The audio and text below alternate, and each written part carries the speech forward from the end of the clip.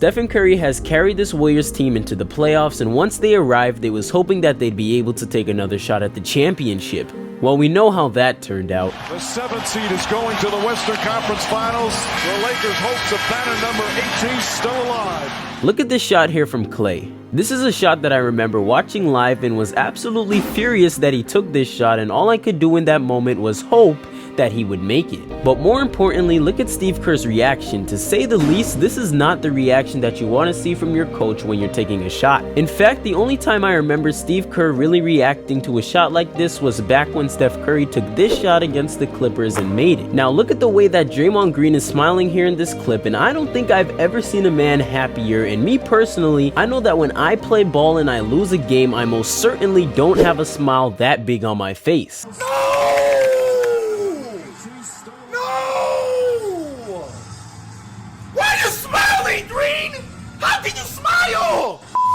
Draymond Green has a contract situation coming up for himself, and the Warriors will have to make a move this offseason, or he might just get a better deal from elsewhere. Klay Thompson has been amazingly terrible, but let's take a look at how bad he actually was in this postseason. In Game 1, he went 9 of 25 from the field and 6 of 16 from deep. In Game 2, he went 11 of 18 from the field and 8 of 11 from downtown. In Game 3, he went 5 of 14 from the field and 3 of 9 from downtown. And in Game 4, he went 3 of 11 from the field and 3 of 9 from downtown. In Game 5, he went 3 of 12 from the field and 2 of 6 from downtown. And in Game 6, he went 3 of 19 from the field and 3 of 12 from downtown. This means that in the whole series against the Lakers, Klay Thompson has only made 24 out of his 63 attempts, and that brings us to a percentage of 38. Now, even though the league average is 37%, we're expecting Klay Thompson to be a lot better than average. And the real problem is we didn't know when he'd be on fire like he was in Game 2, where he went off going 8 of 11 from downtown, and we didn't know when he'd have an absolute stinker like he had in Game 6 going 2 of 12 from downtown. Klay also has a contract situation coming up for himself, so what should the Warriors do? Now personally, as a Warriors fan, I'm torn because I do love Klay Thompson and all that he's brought to us throughout the years, but I do understand that Father Time is undefeated and Klay Thompson is 33 years old.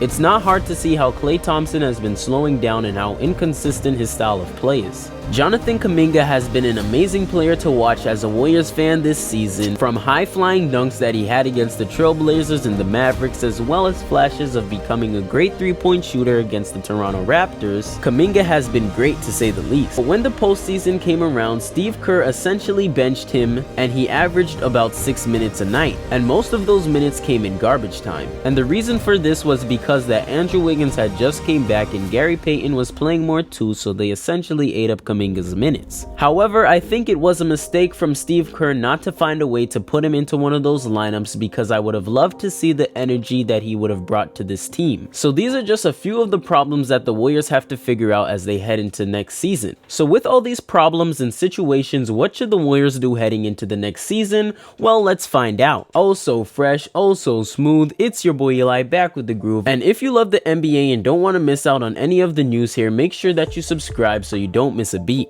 The Golden State Warriors have a lot of decisions to make, but first I want to take time out to appreciate Steph Curry's greatness and his ability to get this team involved. While I watched a lot of these games, I realized that Steph was trying to be more of a traditional point guard and get his team involved, and this means that he would have more assists and just overall be a better team player. Now this was great, but the only problem is the rest of the team did not show up to play for most of the series, and their lack of shot making has held this Warriors team to miss out on making it past the second round, and even almost prevented them from going past the first. I mean, let's look at what Steph Curry actually had to do to get this team out of the first round. Steph had to score 58 points in order for us to get out the first round, and he even took the most attempts ever in his career at 38. He went 20 of 38 from the field and 7 of 18 from downtown. He even had 8 rebounds and 6 assists in Game 7. I was hoping that we would see a lot more of this Steph as we headed into the next series, but that just simply wasn't the case. I mean, let's look at this shot here from Steph Steph Curry. He passes the ball to Jordan Poole, then gets it right back just to casually knock down a 31-footer. So I guess it's safe to say that Steph Curry's job as a Warrior is secured, but for the rest of the team, the answer may not be so clear. Now, one player that we haven't mentioned thus far is Jordan Poole, and I've said it before, but Jordan Poole has been a player that I've been extremely critical of this season. But shout out to Hoops Reports for opening my eyes to the Poole situation.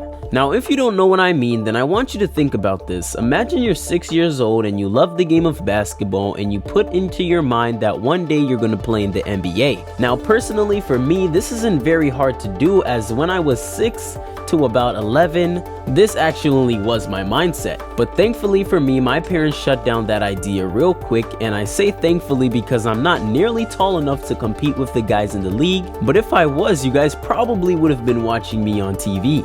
Dreams aside, in Jordan Poole's situation, he would be able to grow to be 6'3" in height and would essentially have the perfect body for a point guard.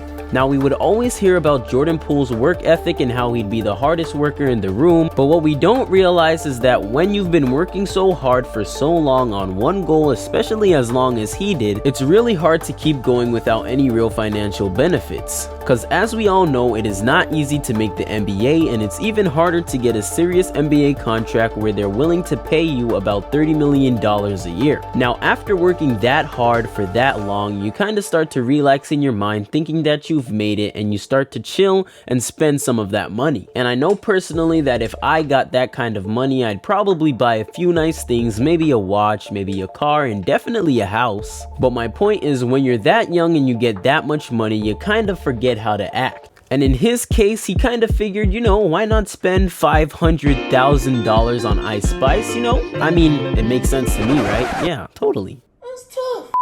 So I do believe that Jordan Poole will be a lot better next year, but only time will tell. Now, excuses for Jordan aside, he has played absolutely terribly in the postseason, and really, in my opinion, he's been bad all year. The problem with Jordan Poole is his lack of defense, but let's look at this stat right here. During the regular season, Jordan Poole averaged about 20.4 points per game this year. He shot at about 43% from the field, and he went 33% from deep.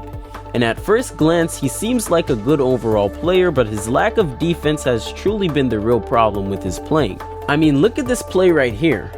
Jordan Poole has the ball, and as he's driving towards the rim, the ball just seems to pop out of nowhere. And that creates a turnover for the Warriors and potential points off of it for the Lakers. And again on this play, Looney has the ball, he passes it to Poole, but as he goes to shoot, the ball just kind of flings out of his hands, being yet again another turnover for Golden State and a potential opportunity for the Lakers to score. Now, we could go over tapes and lowlights of how bad Poole has been this season, but to be honest, as far as turnovers go, it hasn't just been him. I mean, speaking of turnovers, the Warriors have always been a turnover-prone team, but throughout the years, they were able to mask up their problems by being better defensively and also being great offensively. One of the reasons why the Warriors turn over the ball so much is because they love to pass the ball, and their best games are when they have about 30 assists or more. So when you pass the ball that much, there's a good chance that the ball will be intercepted, but to be honest, most of these turnovers are just simply unacceptable. Throughout this season, the Warriors have had the most turnovers at 1,336 turnovers total. And when you look at the teams that's around them, these teams are not even competing in the NBA playoffs. I mean, look at this. The Warriors are next to the Rockets, Spurs, Timberwolves, Jazz, and Pistons, and even the Magic. And what do all these teams have in common? None of these teams are really contenders. There's no way that the Warriors should be turning over the ball as much as these teams and be competing for a championship. And as you watch these games live, you realize that it's not just the rookies like Kuminga or Poole or even guys that came off the bench like Anthony Lamb. It's really everyone, including the veterans too, from Draymond Green to Steph and to even Clay, and the list really just goes on. And the worst part about turnovers is the points that the other team is able to make off of them, which has been one of the easiest ways for teams to get baskets on us this season. And we've been great at turning over the ball, especially on the road. But enough about the turnovers. Can we talk about how much this Warriors team likes to foul? I mean, I've gotten so used to watching this team foul that when I watch other teams play, such as the 76ers and the Boston Celtics in Game 7, I was literally saying the whole time, oh, that's a foul, oh, this is a foul, oh, these are all fouls. And I was starting to think, wait a minute, do they only call these fouls on us? But my point is, I've now been wired to think that every good act of defense is a foul. Now, I'd like to think that the NBA isn't rigged, but I'm sure they don't want us winning much more championships. But for any of you Warriors fans watching this, I want to know if you guys feel the same way. Do you believe that we get called for more fouls than other teams, or am I just tripping?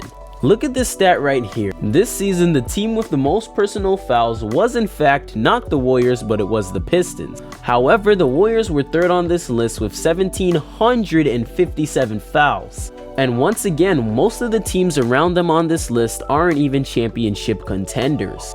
I mean, they're sitting next to the Timberwolves and the Pacers.